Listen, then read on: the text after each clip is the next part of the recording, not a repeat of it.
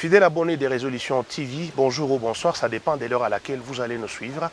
Résolutions TV, toujours à la découverte de nouveaux sujets de l'actualité, mais également à la découverte de la beauté de la province du Lualaba. Nous sommes en République démocratique du Congo. Pour ceux qui vont nous suivre à travers le monde, nous sommes là pour un plateau spécial, pour des matières spéciales avec une personne spéciale également.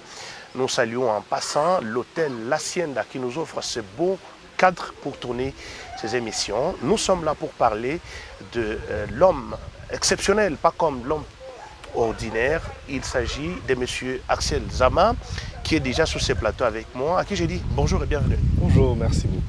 Je ne suis pas seul sur ce plateau, je serai accompagné par ma complice de tous les jours. Vous pouvez le constater depuis un temps, elle s'appelle Madame Rachel Ngoy, à qui j'ai dit bonjour et bienvenue.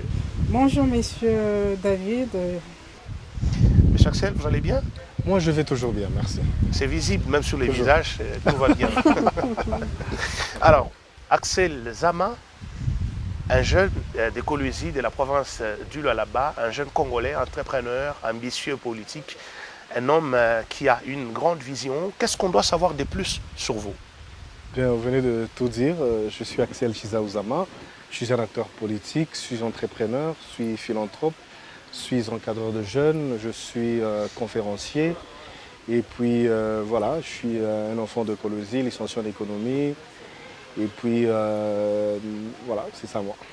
Alors, Axel Zama, je vous prends dans une des casquettes que vous portez.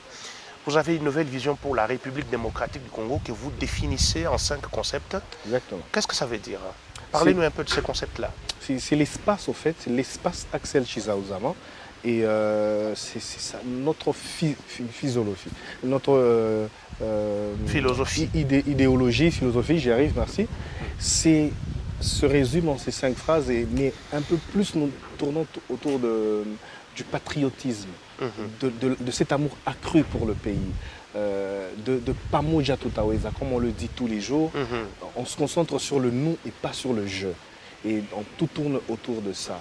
C'est avec ça que nous voulons que la jeunesse aujourd'hui, et même toute la population dans la baisse, comprenne que chacun doit amener sa part pour le développement de notre pays. Si nous voulons voir ce pays se développer, si nous voulons voir le Lualaba se développer, chacun doit amener sa pierre à l'édifice. Chacun doit se poser une question. Qu'est-ce que je peux faire en tant que jeune pour faire partie du changement de mon pays? Et voilà. Vous vous sentez fragile étant seul, vous voulez un appui pour atteindre cette vision? Je veux que la jeunesse soit ensemble, parce qu'ensemble nous sommes forts. Et surtout que l'union fait la force. Exactement, l'union fait la force. Et si les jeunes se mettent ensemble autour de cet objectif, nous sommes engagés, nous avons la détermination, nous avons la force du nombre. On se met ensemble avec cet objectif, je pense que nous allons faire beaucoup de choses. Est-ce que c'est pour autant dire que vous sentez une division au sein de la jeunesse? Exactement, la jeunesse est tellement divisée. Voilà pourquoi aujourd'hui on n'a même pas un mot à dire. Chaque jour quand je passe à la télé, je me pose une question. Est-ce que la jeunesse a un mot à dire aujourd'hui? Quand un jeune passe à la télé, il dit on va faire ça, ça et ça. Est-ce que la population peut suivre? Est-ce que quand on passe pour dire quelque chose, les politiques tremblent? Non, malheureusement, ils nous prennent pour des moins que rien, des gens qui ne peuvent pas amener un plus à l'édifice parce que nous sommes divisés. Aujourd'hui, nous avons la force du nombre. La jeunesse aujourd'hui représente 70% de la population. Ça veut dire que si on se met ensemble, on peut prendre des décisions. On peut se dire aujourd'hui, il n'y aura que des députés jeunes, il y aura un gouverneur jeune, il y aura des maires de la ville, sur toutes les couches, que des jeunes et pour prendre des décisions. Mais avant tout ça, il faut que nous soyons responsables. Il faut que nous soyons conscients de se dire que c'est maintenant que ça doit changer. L'avenir, ce n'est pas demain. L'avenir, c'est tout de suite, et c'est tout de suite que nous allons faire des choses. Avant de passer la parole à madame, pour vous, c'est quoi les raisons, les causes de cette division aujourd'hui au sein de la jeunesse? Parce qu'on a faim. Parce que la jeunesse a faim, dans beaucoup de sens. Hein. La faim, ce n'est pas seulement parce qu'on a faim, parce qu'on n'a pas de quoi manger. Déjà, ça, c'est un élément majeur. Dans le sens qu'aujourd'hui, un jeune qui se dit je dois peut-être suivre tel pour avoir de quoi manger. Pour avoir quelque chose. Si je suis X, on va me donner un boulot. Ça veut dire que pour l'autosuffisance alimentaire, il faut que je suive tel. Même si on me demande d'être contre mon frère jeune, je suis obligé de le faire parce que je dois soutenir le foufou que je dois garder à la maison. Ça, c'est un problème. Un pain malhonnêtement gagné. Exactement, mais aussi, les jeunes ne s'acceptent pas. les jeunes ont tendance à dire « Ah, lui là, je le connais, je l'ai vu grandir, pourquoi je vais le soutenir? Il va faire quoi? Il va aller où ?» Et à ce moment-là, on est complexé, on ne cède pas. C'est parmi les antivaleurs, hein? Exactement, ce sont des antivaleurs que nous devons être ensemble, nous devons nous accepter. Il y a un ami un jour qui me dit « Dans chaque génération, il y a un leader.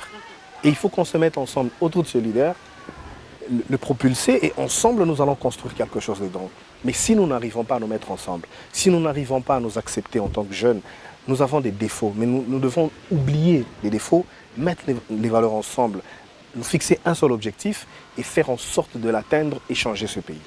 Voilà. Alors, si j'anticipe les choses, j'ai déjà une idée d'un message de l'unité, un message rassembleur, un message qui appelle les jeunes de toutes tendances, de toutes tribus, de toutes catégories, d'être autour d'un leader. Je ne sais pas si ce leader c'est Axel Zama ou c'est quelqu'un d'autre pour l'avenir. Voilà.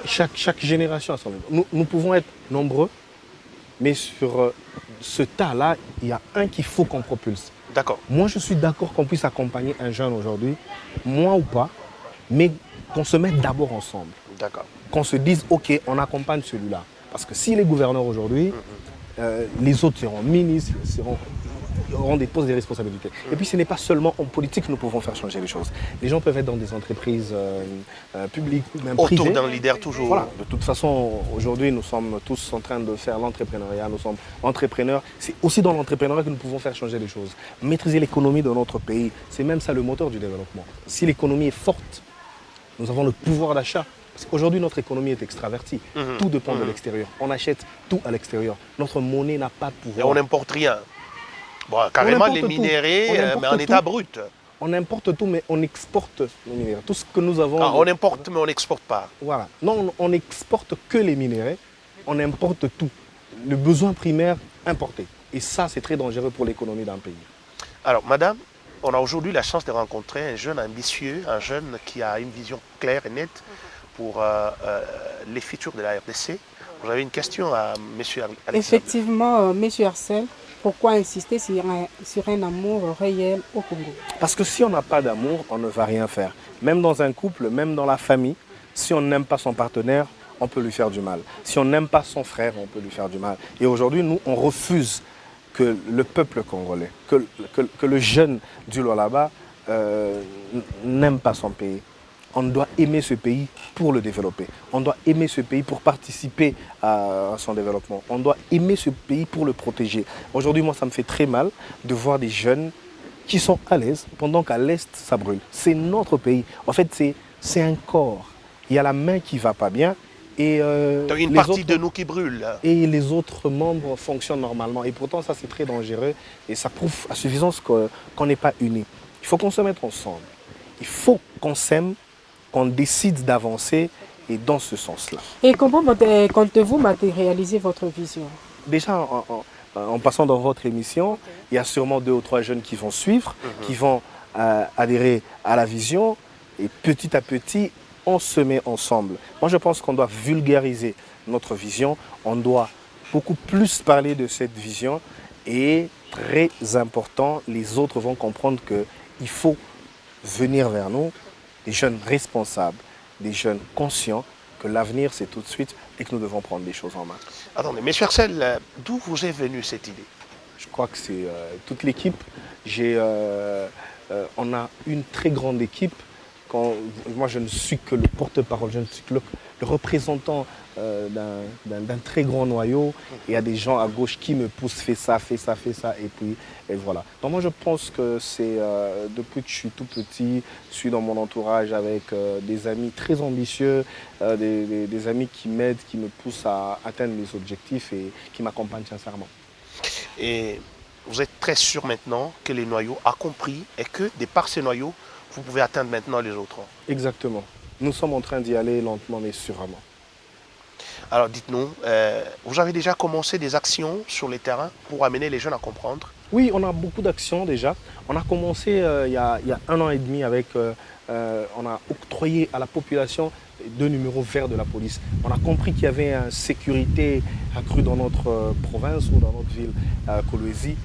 Au lieu de parler à la télé, au lieu de dire, au lieu de se plaindre, nous nous sommes dit, c'est quoi la solution? Nous nous concentrons sur la recherche de solutions aux problèmes qui gangrènent la République démocratique du Congo, aux problèmes qui touchent le quotidien de l'Olabé. Alors on a donné le numéro vert de la police, on a eu beaucoup de témoignages, ça a aidé beaucoup de gens. Beaucoup de familles ont été secourues parce qu'ils ont appelé le numéro vert. Aujourd'hui, on dit que non, la ville est très sale, qu'est-ce qu'il faut faire? Il faut éviter de jeter des sachets partout. Qu'est-ce que nous on a fait? Au lieu de passer à la télé pour leur dire, on a mis à la disposition de la population des emballages en papier, voilà, pour lutter contre la salubrité dans notre ville. On prêche par des exemples, on fait des actions sur l'amour, sur la conscience, patriotisme. le patriotisme. On fait des conférences régulièrement en ligne, en présentiel, on les fait chaque... Et ce sont des actions à mettre dans l'actif de votre fondation?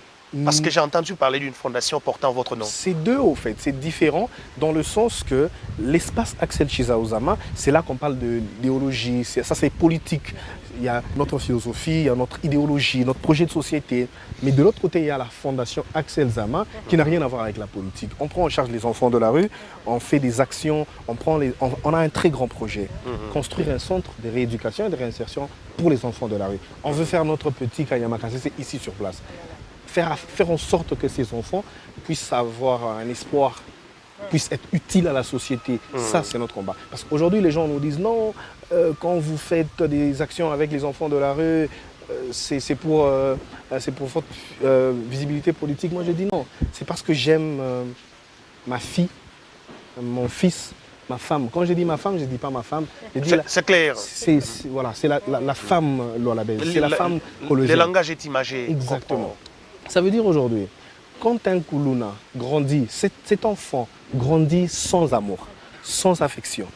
Quand il grandit, il peut faire du mal facilement à quelqu'un parce qu'il se bat pour suivre. Il se bat pour... Il n'a pas de soutien. Il n'a pas de soutien. Il se sent abandonné. Il n'a pas abandonné. de cœur en fait. Il n'a pas d'affection. C'est quelqu'un qui peut facilement tuer sans avoir mal. Alors pour prévenir tout ça, au lieu d'attendre et chercher des solutions, tout ce qu'on fait, nous, c'est aujourd'hui prendre soin de cet enfant, lui donner une chance, peut-être qu'il sera utile à la société. Moi, je connais des gens qui ont commencé par la rue, ils ont été pris par les prêtres, et puis aujourd'hui, c'est un grand monsieur et il est utile à la société. Utile, oui. C'est ce que nous voulons faire dans la fondation Axel Zama, mais dans l'espace Axel Chizaozama, là, c'est le patriotisme, là, c'est le Pamonja Totaoisa, là, c'est le nous, pas le je. Voilà. Monsieur Axel, est-ce que le jeune adhère facilement à votre vision? Petit à petit, il y a beaucoup d'adhésions chaque jour. Parce qu'ils ont compris que nous devons nous mettre ensemble, parce qu'ils ont compris qu'ensemble nous sommes forts. Parce qu'ils ont compris que dans une tête, il y a toujours très peu que dans deux. Quand deux esprits se mettent ensemble, moi je suis économiste industriel, je suis licencié en économie, je sais que 1 kilo de matière première plus un autre kilo de cuivre égale à 2 kilos de cuivre. Mais quand vous prenez 1 kilo de connaissances plus un autre kilo de connaissances égale à 3 kilos de connaissances. Parce que quand vous mettez deux connaissances ensemble, ça crée systématiquement une connaissance de plus qui peut même créer boum, mais quelque chose de révolutionnaire. Quand on se met ensemble, on est fort. Quand on se met ensemble, il y a toujours une idée innovatrice qui peut faire changer les choses. Et voilà. Écoutez, chers jeunes, quand on est ensemble, on est fort. Ça, c'est la parole de M. Axel Zam, vraiment. Exactement, Madame Rachel, vous n'avez pas tort. Il semble que les études prouvent à suffisance que seul on est fragile. Exactement. Et que quand on a un appui à côté, on peut espérer faire quelque chose. Alors, mesdames, messieurs, vous vous rendez compte qu'on est devant un jeune ambitieux, quelqu'un qui a une vision qui mérite le soutien, non seulement des jeunes de son âge, mais également des grandes personnes qui peuvent apporter leur expérience, expertise dans les idées qui naissent ça et là pour, n'est-ce pas, amener la RDC à changer d'avis. Alors, je voudrais demander à M. Axel Zama, vous n'êtes pas la première fondation à naître, vous n'êtes pas le premier espace patriotique à avoir jour. Nous en avons connu dans ce pays et des gens sont venus avec tout un rosaire, un chapelet de bonnes intentions comme vous. C'est quoi la spécialité que vous amenez qui n'a jamais existé? La responsabilité. et la conscience. Attendez, vous pensez que ceux qui sont venus avant ont été irresponsables? Parce que vous venez de le dire, c'est vous. Oh là là. Vous venez de le dire. C'est vous qui avez dit ils étaient là. Quelle est notre particularité? Ça veut dire qu'eux n'ont pas réussi leur mission. Ouais. Ça veut dire qu'ils n'ont pas été responsables. Nous prêchons la responsabilité et la conscience. Au début, on a parlé du patriotisme. Est-ce qu'ils ont aimé ce pays? Vous imaginez aujourd'hui, regardez les cadeaux que reçoivent les sénateurs, les députés. Regardez leur enveloppe salariale. On a parlé il n'y a pas longtemps des 21 000 $. Est-ce qu'on aime vraiment ce pays? Quand il y a une maman qui n'arrive pas à aller à l'hôpital parce qu'elle manque 10 000 francs, mais il y a quelqu'un de l'autre côté qui touche 21 000 $. Ou une autre qui est en train de vendre dans le marché pirate avec 20 000 francs comme capital. Vous vous imaginez? Ça veut dire qu'on doit aimer d'abord ce pays. Les gens vont dire, certes, non, voilà, c'est parce que tu n'es pas là, parce que non, nous devons aimer sincèrement ce pays. Et quand on aime ce pays, moi, avec notre équipe, nous avons imaginé deux projets de loi. La première, c'est si on faisait que chaque autorité, quel que soit son niveau, ne peut jamais amener son enfant dans une école privée. On amène tous les enfants à l'école publique de l'État. Par exemple, aujourd'hui, à Kolwezi, gouverneur jusqu'à chef du quartier, tous les enfants étudient à Athénée. Par exemple. Mais c'est insuffisant parce qu'il n'y a pas assez d'écoles publiques. Non. Écoutez mon idée jusqu'à la fin. Et surtout avec le problème des gratuités. Hein. Voilà, donc si tous les enfants de nos autorités qui ont des millions, qui ont beaucoup d'argent, vont tous étudier avec nous, les enfants. Moi, je suis un enfant d'un enseignant. Avec nous, les enfants des enseignants, avec les enfants des soldats, avec les enfants des policiers. Des policiers et tous ces gens-là. Ils vont tous étudier dans une même école. Je vous jure que demain, les toilettes de cette école seront propres. Les bancs seront modernisés. Rénovés. Parce que les autorités vont se dire, ah, mon fils va aller à cette école. Quelles sont les conditions dans lesquelles il va étudier? Les conditions seront améliorées au bénéfice de ces enfants-là qui ne peuvent pas atteindre être exposés. On prend un autre exemple, c'est par exemple les soins de santé. Aucune autorité ne va aller se faire soigner à l'extérieur. Tout le monde a Moyen-Âge. Et l'enfant d'un policier et l'enfant de la grande autorité, tout le monde se fait soigner à Moyen-Âge. Vous allez remarquer que Moyen-Âge va rayonner. C'est bien modernisé. Hein? Ah oui, parce que tout le monde va se dire, si je ne fais pas bien mon travail, demain, je vais me retrouver sur ce lit qui n'est pas propre. Je vais me retrouver dans une condition où la technologie n'est pas de pointe. Et voilà, je veux cet équilibre-là. Nous voulons que le policier qui fait la sécurité d'une autorité puisse avoir une vie meilleure. Puisse jouir de son travail. Exactement. Aujourd'hui, l'agent de sécurité, le chauffeur, il a un sérieux problème à la maison parce que ses enfants n'étudient pas. Ses enfants ne se font pas soigner correctement comme les autres. Et puis lui-même, il est locataire. Quand il conduit une autorité, mais il est stressé. Il peut connaître un accident. Le gars qui fait votre sécurité, s'il n'est pas bien, ça ne va pas. Vous vous mettez vous-même en danger. Donc je veux qu'on travaille sur cet équilibre-là pour que la population, pour qu'on crée une classe moyenne sociale. Ce n'est pas normal avec toutes les richesses que nous avons au là-bas, qu'il y ait des milliers de jeunes qui n'ont pas de boulot. C'est inconcevable. Ça veut dire qu'il y a une classe très riche et une autre classe très pauvre. Et ça, c'est inacceptable. Il n'y a pas de transition entre les deux classes. Il n'y a pas de transition entre les deux classes. Donc on doit travailler sur cet équilibre-là pour permettre à tous ces jeunes qui ont des ambitions, qui ont une vision pour que le là-bas rayonne, d'entrer en jeu. Voilà, monsieur Axel, selon vous, quel est le vrai problème qui bloque le Congo? Et c'est l'homme congolais ou bien autre chose qui bloque ces décollages du pays? C'est l'homme congolais. Mais en fait, c'est très complexe. Premièrement, c'est l'homme congolais parce qu'il est très envieux. Il ne veut pas que les autres évoluent. Il s'aime lui-même. Il a des intérêts mesquins. Il se concentre sur lui-même, sa famille, et c'est tout. Il ne peut pas accepter l'autre parce que l'autre est de telle tribu. Il ne peut pas accepter l'autre parce qu'il n'est pas de sa famille. C'est la grande il n'est pas de sa province. Oui. Ça, c'est très dangereux. Donc, nous devons d'abord commencer par nous aimer. Le patriotisme, là. Travailler nous-mêmes d'abord. Nous travailler nous-mêmes. Et à ce moment-là, nous pouvons faire des grandes choses. Mais aussi, malheureusement, dans ce pays, il y a des autorités qui ont eu le pouvoir en passant par des gens de l'intérieur et de l'extérieur. Ça veut dire qu'ils ont les mains liées. Ils n'arrivent pas à faire quelque chose de bien parce que derrière eux, il y a des gens qui décident. Ils se sentent rédevables envers celui qui lui a donné le poste. Exactement. Oui, malheureusement, il y a des accords comme ça. Et vous allez dire, mais quand tu nous parlais de tes projets, on pensait que tu pouvais faire ça, mais pour avoir le pouvoir, il est passé par des circuits pas trop clairs.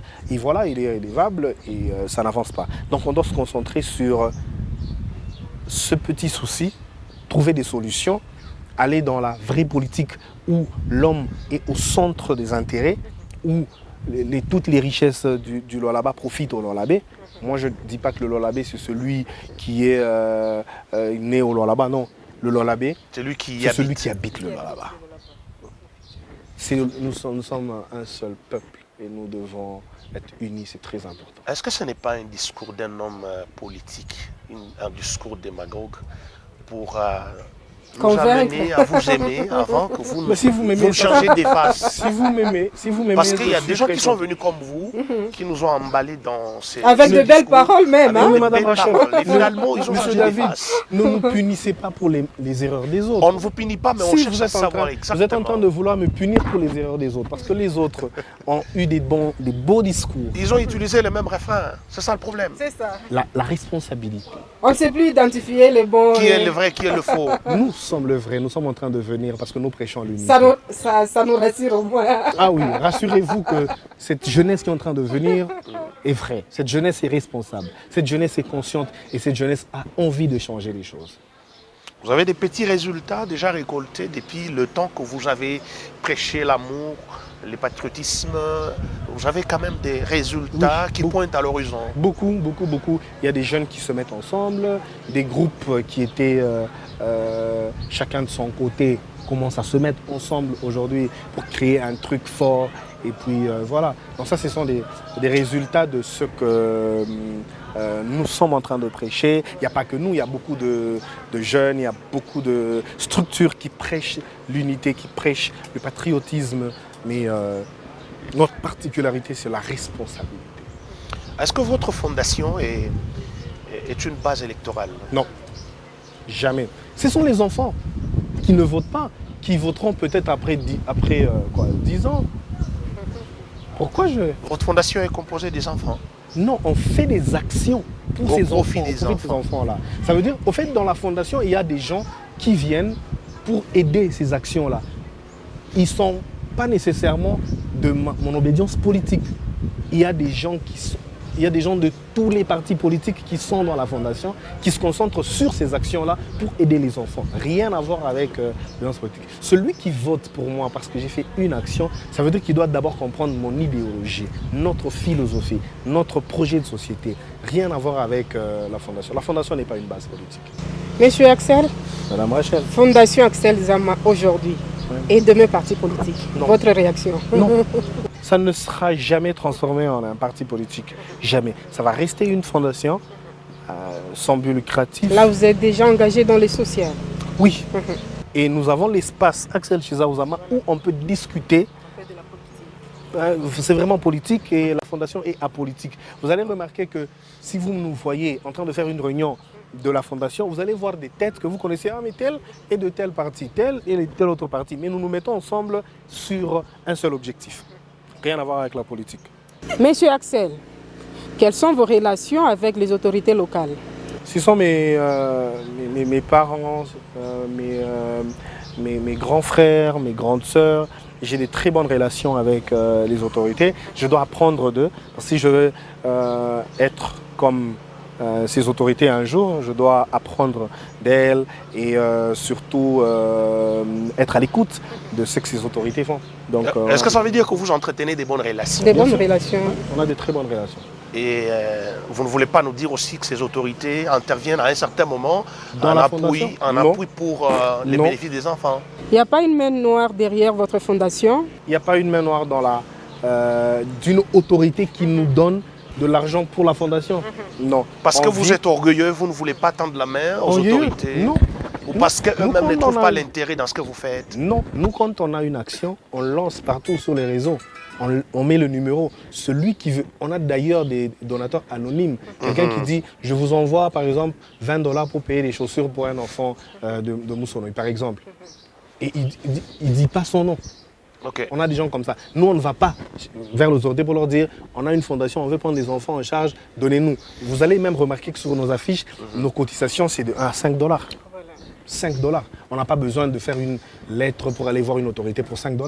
Là, ce sont les membres qui cotisent. Exactement, vous avez tout dit. Alors, ce sont les membres qui cotisent. Dites-nous, M. Axel, vous avez des ambitions politiques. Oui. À quel niveau voulez-vous servir la nation? Moi, je vais être président, Premier ministre. J'allais dire ça. je veux aller très loin. C'est pas possible. C'est très possible. J'ai la foi. Moi, j'ai une foi sans fissure. J'ai une foi inébranlable. Je crois en Dieu et je sais que la vie et la mort appartient au pouvoir de la langue. Je vous dis, mais ma langue prophétise des choses. Ne confesse que la positivité. Je vous dis, je suis tellement positif que nous allons y arriver. Tôt ou tard, nous allons y arriver et les futures générations parleront de nous. Waouh! Mesdames, Messieurs, je suis devant un candidat futur président de la République. Voilà. Et surtout qu'il vient de nous rassurer qu'il n'y a pas une main noire. En tout cas, dans la fondation. Tout ce que j'aime dans ces dires, c'est qu'il a une foi sans fissure. Voilà. Une foi inébranlable, sans fissure. Oh,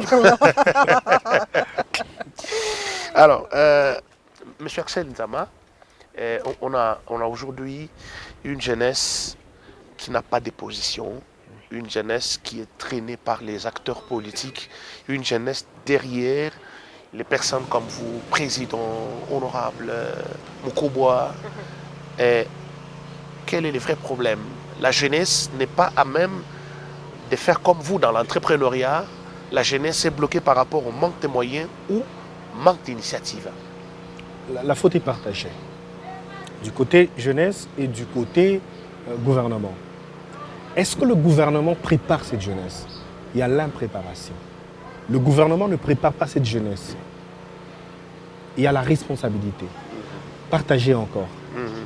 Le gouvernement, à un moment, à un niveau, n'est pas responsable, n'accompagne pas ces jeunes-là. Parce qu'aujourd'hui, il y a des jeunes qui amènent des projets pour être financés. Le gouvernement finance quelques têtes. On sait déjà tel... Qui sont couvertes. C'est l'enfant de tel, c'est le cousin de tel. Et les enfants qui sont à Jolicite, les enfants qui sont à la cité Manika, les enfants qui sont à Moussonoï, Kapata, Luilou, UCK, tous ces enfants-là de Chamundenda, qui va leur financer? Mais il suffit qu'ils amènent des projets convaincants. Ils amènent des projets convaincants. Très convaincants. Des projets bancables. Très bancables même, mais ils ne sont pas sélectionnés parce que la sélection n'est pas objective. Donc je veux que le gouvernement prenne ses responsabilités et de l'autre côté, que la jeunesse soit aussi responsable. Prenne conscience. Voilà, parce qu'il y a eu des financements venant du gouvernement, on dit merci, mais il n'y a pas eu de suivi. Pas de traçabilité. Pas de traçabilité. Ça veut dire que vous donnez de l'argent à quelqu'un, demain vous ne savez pas ce qu'il fait avec cet argent. Ça va dans ce poche surtout. Et après, un jeune qui revient après pour dire j'ai besoin d'argent, vous allez dire on a déjà donné de l'argent à quelqu'un, on ne vous fait plus confiance. Et c'est un problème. Donc les jeunes, soyons responsables. On doit travailler sur la responsabilité. Et puis, est-ce que le gouvernement prépare la relève? Les vieux, non, vous n'êtes pas responsable. Est-ce que les vieux nous préparent pour les remplacer? Là, vous entrez dans la guerre intergénérationnelle. Et ouais, voilà. Moi, je pense que les vieux devraient nous préparer à la gestion. Après, ils vont dire que vous n'avez pas d'expérience. Non, vous avez commencé comment pour avoir de l'expérience aujourd'hui? Et qu'est-ce que vous avez fait pour assurer la relève?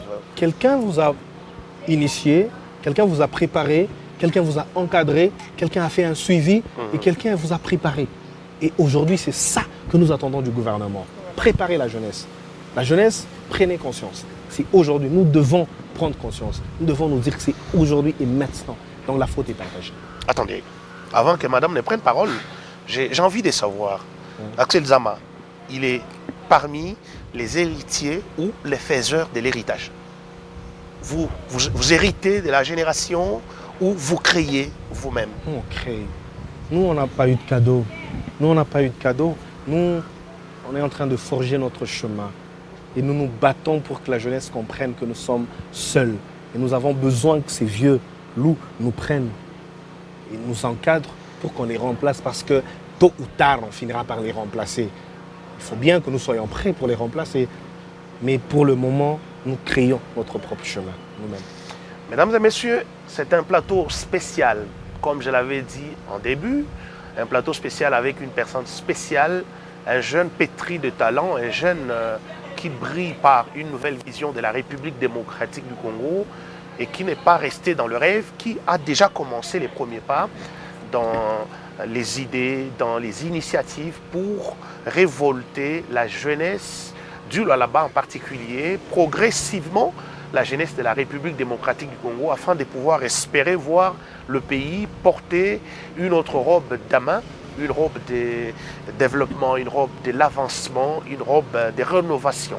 Et cette personne, c'est M. Axel Zama qui est avec nous sur ce plateau. M. Axel, nous sommes en train d'aller petit à petit vers la fin de cette émission. Regardez droit dans la caméra, adressez-vous à la jeunesse. Chers jeunes, le patriotisme est très important pour nous. Chers jeunes, nous devons aimer ce pays démesurément. Nous devons aimer ce pays. Nous devons protéger ce pays. Mais c'est seulement si nous l'aimons que nous serons à mesure de le protéger. Chers jeunes, nous devons refuser le jeu parce que c'est seulement ensemble que nous pouvons faire des grandes choses. Mettons-nous ensemble parce qu'ensemble nous sommes forts. Mettons-nous ensemble, soyons responsables, soyons conscients, refusons des antivaleurs. Soyons des jeunes qui se posent juste une question. Qu'est-ce que moi, jeune, je peux faire pour faire partie du changement de mon pays? Qu'est-ce que moi, jeune, je peux amener pour que mon pays se développe demain? Alors, n'oubliez pas, c'est seulement ensemble que nous pouvons réussir. Ensemble, nous sommes forts. Axel Chizaouzama, le vôtre. Axel Chizaouzama, le vôtre. Et quelle chute, le vôtre. Madame, vraiment, c'était un honneur. Je considère ça comme un dernier mot de M. Axel Chizaouzama, le nôtre. Je ne sais pas si je suis dedans ou il s'adresse aux autres, le vôtre. J'allais dire le nôtre. Oui, ça c'est bien dit. C'est le nôtre. Oui. Voilà. Madame, et donc je considère personnellement justement, comme la chute. Exactement. Son dernier message. C'était vraiment un honneur pour nous de nous recevoir sur le beau plateau de la Résolution TV. Voilà, mesdames, messieurs, vous constatez avec nous que l'échange était fructueux dans la mesure où les jeunes sont édifiés, les vieux ont été interpellés à travers cet appel lancé par cet acteur politique, un jeune leader, voilà. Quelqu'un qui a un esprit d'initiative, Axel Chizaouzama, à qui nous disons merci d'avoir répondu à notre invitation. En tout cas, c'est moi qui vous remercie. Merci pour tout ce que vous faites pour la jeunesse. Merci d'avoir accepté de nous recevoir et que Dieu vous bénisse. Nous rassurons que les portes des Résolutions TV seront toujours ouvertes. Merci. À tout moment que vous aurez besoin de nous et que nous aurons besoin de vous, vous êtes les bienvenus. Merci beaucoup. Et voilà, mesdames, messieurs, ainsi prend fin ce numéro spécial de votre magazine sur Résolution Télévision. Nous nous retrouvons très prochainement avec le même et réel plaisir. Mais si c'est votre première fois de nous suivre, on vous recommande juste de liker, commenter, vous abonner, activer la cloche de notification pour ne rien rater sur Résolution TV. On est ensemble. À très bientôt. Alors, merci.